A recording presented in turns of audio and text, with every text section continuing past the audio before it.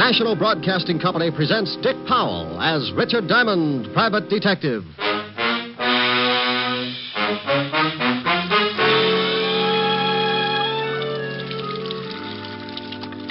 E-A-O-E. E-A-O-E-A.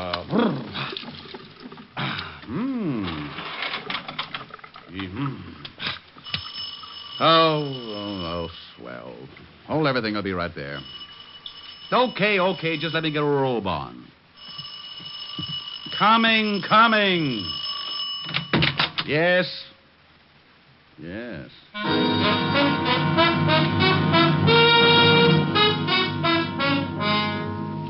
there's nothing like stepping out of a nice warm shower into a nice hot murder.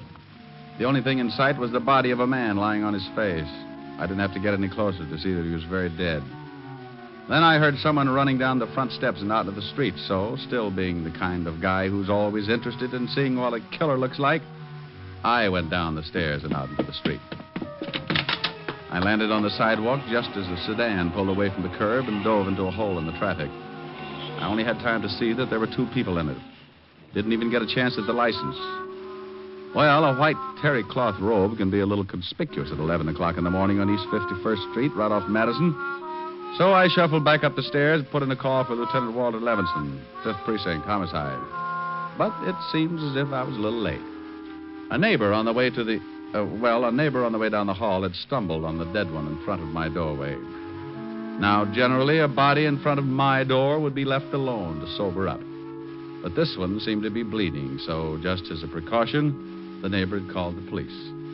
All I could do was just stand around and wait for them.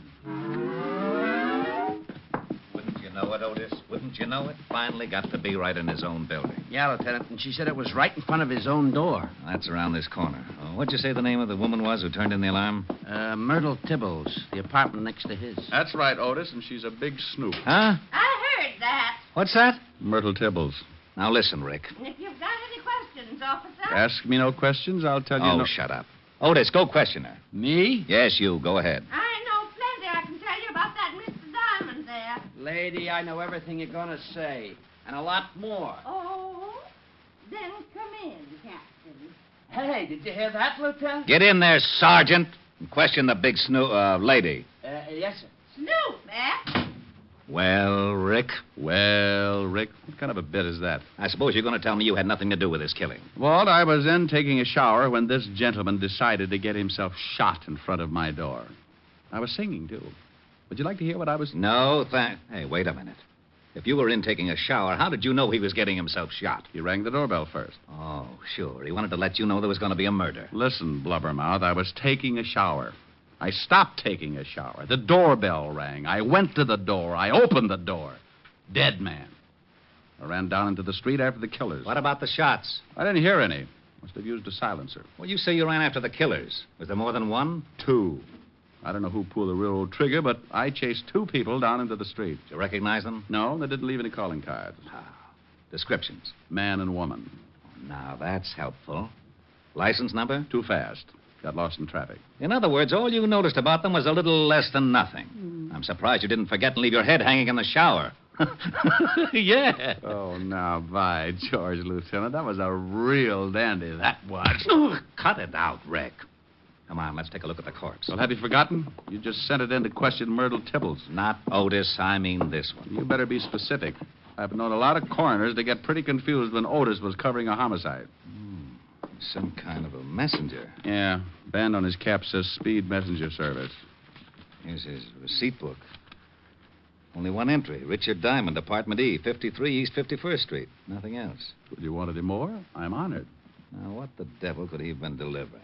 The reason he got shot, probably. Huh? Yeah, Myrtle. Lieutenant. Yes, Sergeant. Go ahead and ask him, Otis. Oh, no. Yeah, young love. Myrtle, Miss Tibbles wants to know if it's all right if I stay for lunch. Why, I think that would be real nice, Sergeant. How long do you think it will take? How long, Myrtle? Not long. Well, that's fine. But before you sit down and start feeding that fat face of yours, what would you suggest we do about this body in the hall? Well, I'll tell you, Lieutenant. Otis! Yeah, Lieutenant. Get out here. Coming, Lieutenant. Thanks anyway, Myrtle. Well, Where to, Lieutenant? Oh. How about the speed messenger service? Right. Just as soon as the coroner and the boys get here and take over. You want to come along, Rick? Well, sure. The dead man was trying to deliver something to me. I'd like to know what was important enough to get him shot. Sure, let's get going. Diamond, don't you think you ought to change that robe? Walt. Yeah, I know, but what are you going to do? Oh, gee, I only made a suggestion. You don't have to get sore. Oh, we're not, Sergeant. He can wear the robe for all I care. Well, thank you, Sergeant. I don't give a darn if he looks silly. Otis. Just because I make a suggestion. Sergeant. Yeah? Will you do me a favor? Well, sure, Lieutenant. Shut up! So while Walt tore Otis to pieces, I did a quick change. And when the coroner arrived, we climbed aboard the squad car and headed for the main office of Speed Messenger Service. While Walt was getting the address from headquarters in the car radio, Otis sneaked on the siren. So in less than 10 minutes, we pulled up in front of a building at 31st and West End Avenue and barged in. You on duty here, miss? Yeah. Trouble? What makes you think there's trouble? When a cop car pulls up in front and you two jump in here like a couple of bill collectors, it figures. Trouble, see? A woman's intuition. Wonderful, simply wonderful. Tell me, dear, did your service send a messenger over to 53 East 51st Street, apartment E? About an hour ago. Why? What was he supposed to deliver? I don't know. I don't remember that good, see? Oh, well, try. I don't get this. What's wrong anyway? Well, dearie, your messenger ain't anymore. Yeah, shot to death. What? Now try to remember what it was Oh, Mr. Cartwright. Hey, Mr. Cartwright. Well, let her get Cartwright, Walt. Maybe he can tell us something. Yes? Now, what in the Oh, world? Mr. Cartwright, Johnny, he's dead. He's Dead? Those are police officers, see? They said he was shot to death. Now, just be calm. Let me get this straight. But I told you, see, it's Johnny. All right. Now go in the back. Get a drink of water or something. Yes, sir, but I just can't believe that it's... I am Mr. Cartwright, gentlemen. Well, that's nice. Are you in charge here? I am the manager. Now, what is this about one of our messengers being dead? That's right. You any idea what he was delivering to 53 East 51st this morning? Well, why, no, but it should be in our record book. You'll have to forgive Miss Ogilvy. She gets very emotional. Does she? Well, let's see the record book. Oh, it's right here. Here you are. Now, let's see. There. It was the first delivery this morning, as you can see. 53... We'd like to know just what he was delivering. Oh, well, I really couldn't say. I don't even remember what the item looked like. Well, who sent it? Yes, that I can help you with. Here it is. Last name Clark, first name Paddy. In other words, a man named Paddy Clark. No. Yes, odd first name, isn't it? Mean anything to you, Rick? Oh, something. It's a little vague. Name seems familiar, that's all. How about you? You don't get a thing from it. Any return address? No, just his name with instructions to deliver it to a Mr. Diamond at this address. Well, don't you remember whether it was a package or a crate of bananas? We get so many things in here to be sent out. Lieutenant, Yes, Otis, what do you want? 201 over on East 48. Thought you might like to know. You better take off, Walt. 201's your department. Fine. 2 homicides in one morning. I'll finish checking here and go over to my office. You can get in touch with me there. Okay. Come on, Otis, let's go. Lieutenant. Yeah, you can use the siren. My, you officers certainly are busy, aren't you? Yes, we officers sure are. Now, how'd you like to trot out that girl again? Maybe she's calmed down a bit. Oh, certainly. Feel any better, Miss Ogilvy? Oh, yes, sir, much better. This gentleman would like to ask you a few more questions. Oh, the good-looking one? Oh, sure. If you're through with me, officer, I have some You work... go right ahead. Go on. We'll get along all right alone. Won't be beautiful. Honest, dearie, I can't help you a bit. I don't know nothing. Oh, sure you do. Weren't you here when this Paddy Clark came in? Honest, I don't remember, but... Gee, you got the most... But you do remember what the messenger was supposed to deliver, don't you? Hmm? Well, what was in it, I don't. It was just a thick envelope. Why, could... Listen, honey, I'd like to... Anything unusual about the envelope? I wish I could remember for you, but I really can't. We deliver so many things every day, but let's talk about something else. Gee,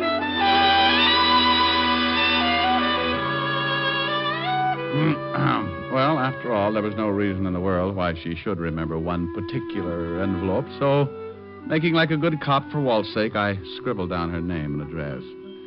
Then headed for my office at the corner of 51st and Broadway.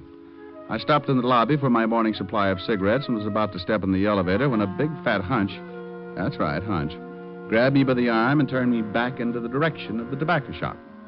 That's the place I've been stopping at every morning for the last 6 years. And it was run by a little guy with a twitch in his right eye.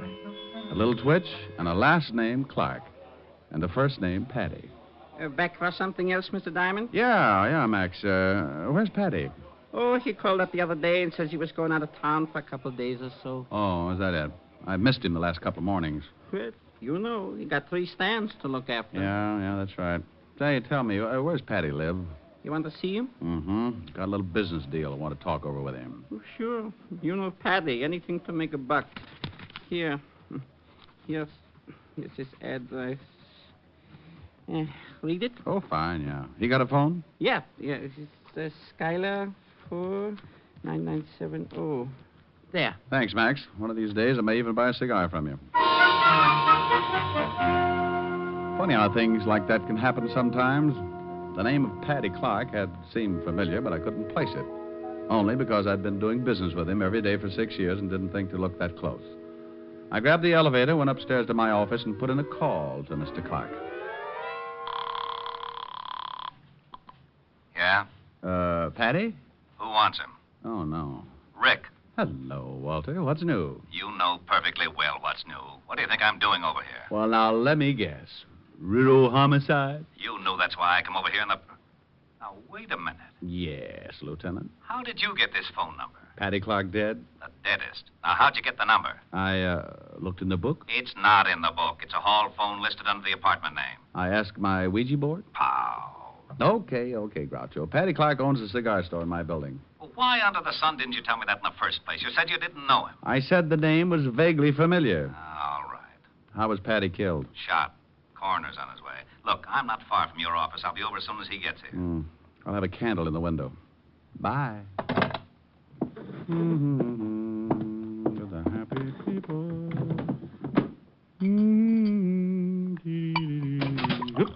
Something wrong? Oh, no. Come in. Just filling my lighter. Okay, Agnes is alone. Hello, Mr. Diamond. Well. And in came Agnes. And this was the type of girl easily recognized. About 5'5", with more curves than the World Series. And the one thing that really set her apart from the rest, a great big .38, complete with silencer. Her boyfriend took out a cute little .45 and leaned against the door, while Aggie swayed over to my desk like a mull cobra. All right, Diamond. Let's have the envelope. Honey, could you point that thing the other way? My skin is beginning to crawl out of my shirt. I want the envelope, Diamond. And if you refuse to give it to me, I really wouldn't mind killing you. You know, I think I'd like to give it to you if I knew what you were talking about.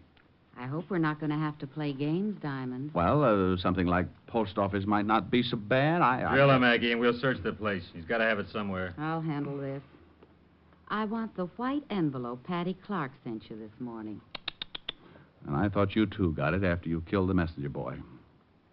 Now, I don't know what you're talking about. Seems to me I chased you into the street. Saw you climb into a car and take off. The guy in the white robe. So if you two knocked off the messenger boy, you must know I don't have the envelope. Too bad, but I didn't even get to the door until after you'd shot him. We didn't shoot the messenger. What was in the envelope? You know what was in it. Go on, Aggie. Show him we ain't kidding. Oh, shut up. We didn't shoot the messenger, Diamond, but we are going to get the envelope. Where is it? Hey, that siren's pulling up out in front. Why didn't you search the messenger? You had a gun. You didn't have to worry about me if I showed at the door. Well, we got an envelope off him, all right. Empty. Hey, what are you doing, Paul? Taking a look out in the street. Hey, Police. prowl car. 2 guys coming in this building. Some of your friends, Diamond? You say the envelope was empty? What if they are some of his friends? What if they found Paddy? I told you to shut up. Why'd you kill Paddy? You knew he'd already sent the envelope. Knock him off, Agnes. Quiet. Hey, somebody getting out of the elevator. You keep your face shut, Diamond. Paul, get over behind the door. What are you going to do? Diamond, you stay right there at the desk. Say one wrong thing, and you and a couple of more get dead. My. Hello, Rick. I got over here just... Good night, Lieutenant. Good night. Good night. Oh, what you mean is good afternoon. Ooh. Believe me, Walt, I meant good night.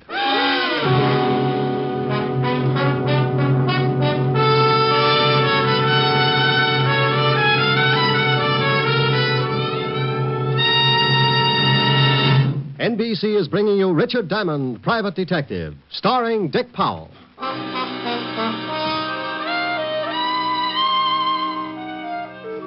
Yes, dear sweet little Agnes had slipped out from behind the door and let Walt have it right behind the ear.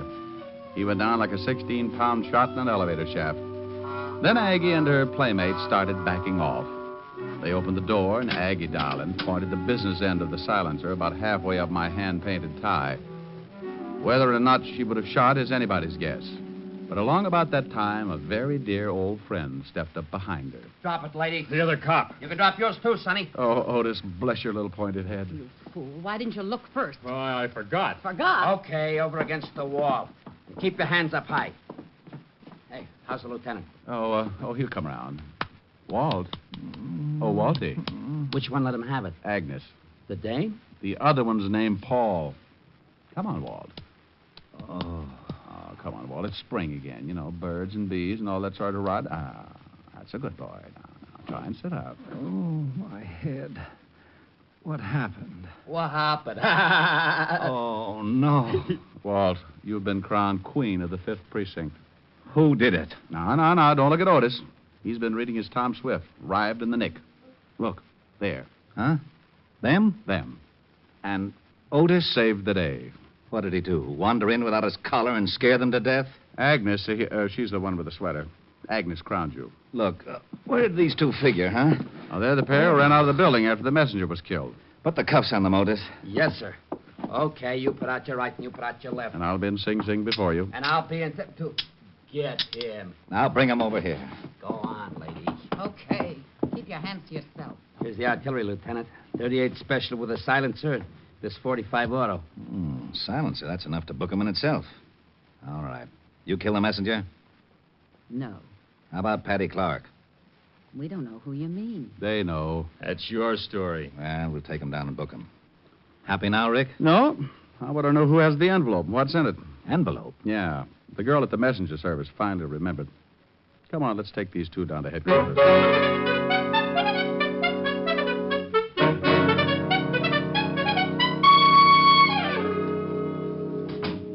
Well, they're still not talking. Did you find anything in the files? Both have records. Guy's Paul Barrows, Agnes is his wife. One conviction apiece, May 1938, suspicion of passing counterfeit money. Uh-huh. Convicted, did time, parole. Oh, you got a fresh address on them? They've been living in Flatbush. Otis went over with some of the boys to check. Good. And here's some fancy news. Just yesterday, the FBI started watching all of Paddy's cigar stores as possible fences for phony money. Yeah? Well, then it ties. Come on, I want to take a look at Paddy Clark's room.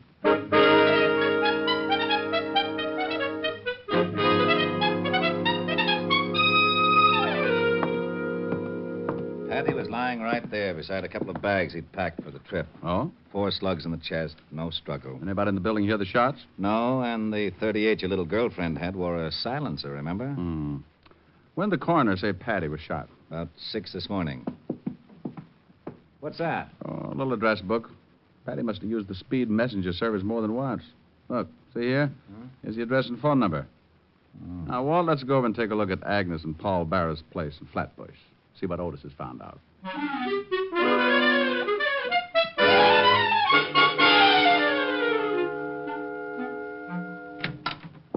Oh, hi, Lieutenant. Hello, Detective. Well, thanks, Otis. You drop your watch? Turn up anything? No, nothing much. What do you mean by nothing much? Well, nothing. That's what I was afraid of. Hey, is there an address book around here anywhere? Over by the phone. Why? Just getting my jollies, Otis. Love to look at new numbers. Now, see if Speed Messenger Service is listed. Yeah? Yeah, right here on the back page. Walt, Yeah? Paddy was killed at 6 this morning, huh? Right. 6 this morning. You know, I wonder when he gave the messenger service that envelope. You know, the one addressed to me? Well, the place wouldn't have been open at 6 this morning, so it must have been sometime yesterday. That's right. And back in his room, his bags were all packed. Well, I think he wanted to make sure he'd be out of town before I got that envelope. I'm way ahead of... Hello, Henderson? Levinson. Find any plane or train reservations for Paddy Clark? Well, if you didn't, I'll show you where I keep that bottle of lighter Yes. fluid in my office. Does that include me too, Diamond? There's only one bottle, Otis. Rick, Paddy had tickets for a plane to California and then a boat to the Philippines. Walt, I'll lay you even money that Agnes and that Paul character didn't knock off the messenger or Paddy Clark. What? All they wanted was that envelope. Envelope? That's why they came after me, and Paddy didn't have it. No? Then who has? Otis, stop sneaking up. Now, Rick, what about the counterfeiting angle? Otis, go over and check on the speed messenger service. See if anybody could have pilfered that envelope and put another in its place or something. And be sure to call me. Why don't we do that? On account of we're going back to the precinct and talk to Agnes Barrows.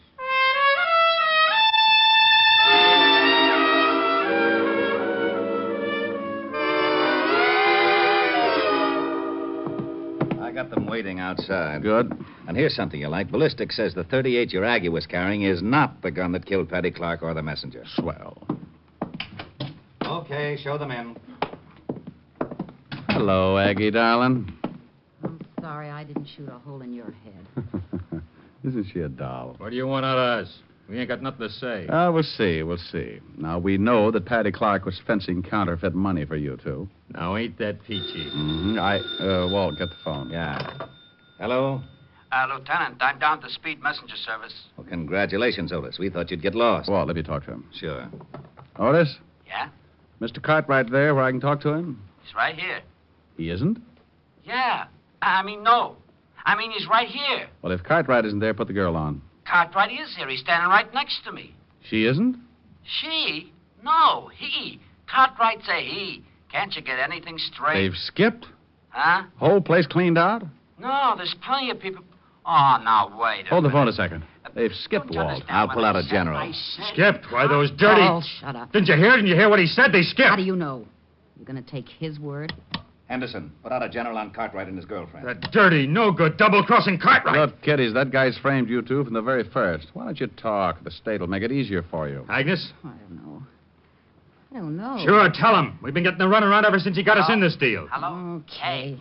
Okay. Hold it, Otis. But, I said hold it. Go on, Agnes.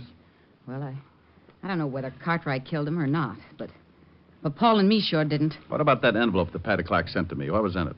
Counterfeit dough. Some of the stuff we made with Cartwright. Why send it to me? Oh, because Paddy got sore at Cartwright and wanted to blow the racket wide open. He was crazy to send it through the speed messenger service. Sure he was. Yeah, I think I get it now. When Cartwright found it out, he killed the messenger and had you two there just to make it look like you'd done it. Sure, the lousies. Otis. Hey, listen, how long can a guy hold the phone? Otis. You want to be a hero? Huh? How close is Cartwright standing to you at this minute? He's about a foot away. Well, just reach out and slap the cuffs on him. Really? Yeah, and something else, Otis. What? You may use the siren all the way home.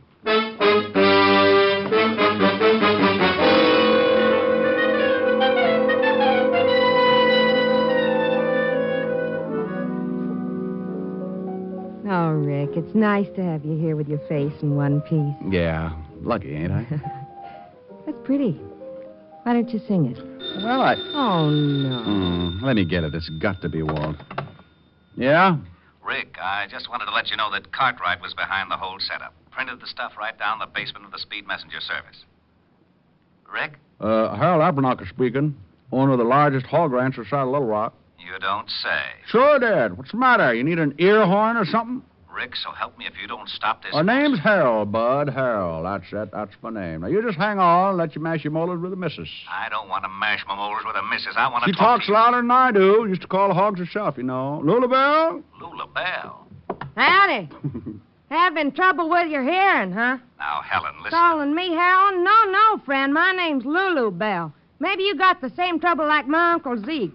Used to stick a plug of tobacco in his ear overnight and always forgot it. Oh, my gosh. Yeah, we thought he's plumb deaf till I started calling the hogs and it shook the tobacco loose.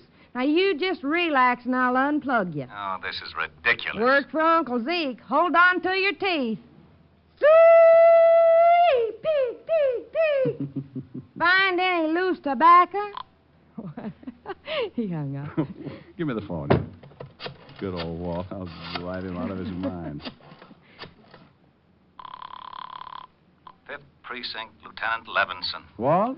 Oh, no. Now, you listen to Well, me. don't get loud with me, Grouchy. I just called up to find out what happened on the case. Huh? Now, look, I just Well, told if you don't want to tell me, okay, be a sorehead. I'm not going through that apple knocker routine again. What are you talking about? Lula Bell called Otis all the way in from a stakeout in Flatbush. Look, I don't know what you're talking about. If you don't want to keep me in on the know, just forget it. Gosh, What's the matter now? maybe I did have the wrong number. What a bunch of idiots. Okay, so you had the wrong number. What about the case? Oh, yeah. Well, it seems that Cartwright Here, was Helen, really hold the this. one behind the whole setup. Killed Paddy Clark, sent Barrows his wife. We've got to stay with the happy people. Have your fun, live in the land of joy. Stay with the happy people. Face the sun, life is a Christmas toy. Down through the endless ages, tears have been contagious. And take it from me that misery is looking around for company. So stay with the happy people. Don't wrinkle your brow, it's strictly out of style. Just stay with the people who love to wear a smile. Helen, is Walt still talking? Wait a minute, That I'll guy see. really had blood in his hands. He's been cleaning up Yeah, on that he's counterfeit still racket talking. for years. Well, I might as well sing another chorus. We've got to stay with the happy people. Have your fun, live in the land of joy. Stay with the happy people. Face the sun, life is a Christmas toy. Down through the endless ages, tears have been contagious. And take it from me that misery is looking around for company. So stay with the happy people. Don't wrinkle your brow, it's strictly out of style. Just stay with people who love to wear a smile. Arrived at, Otis says there must have been more than 100,000 in phony bills. We got the plates and everything. You don't say. Yeah, that just about ties it up. Well, Walt, I'm sure glad to have heard all that. Oh, wait a minute. Someone wants to say hello to you. Oh, yeah? Pig. Walt? Oh, no. Oh, no.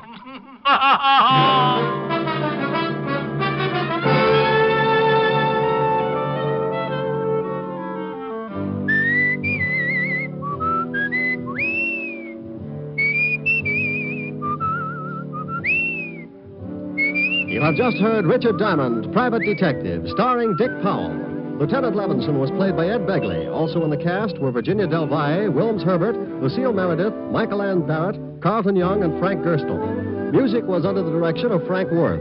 Tonight's show was written by Blake Edwards, and the entire production was under the direction of Jack Johnstone. Dick Powell currently may be seen in the motion picture version of the best-selling novel, Mrs. Mike.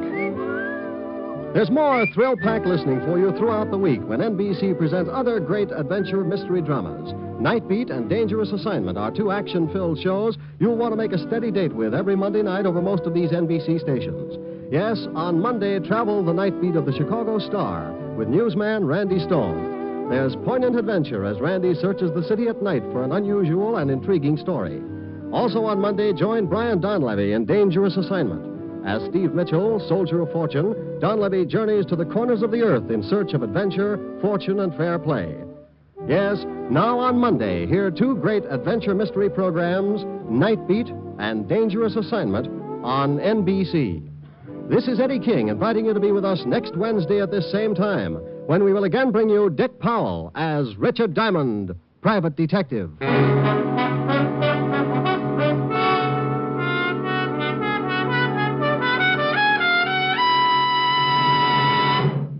Screen Guild Theater stars Ginger Rogers tomorrow night on NBC.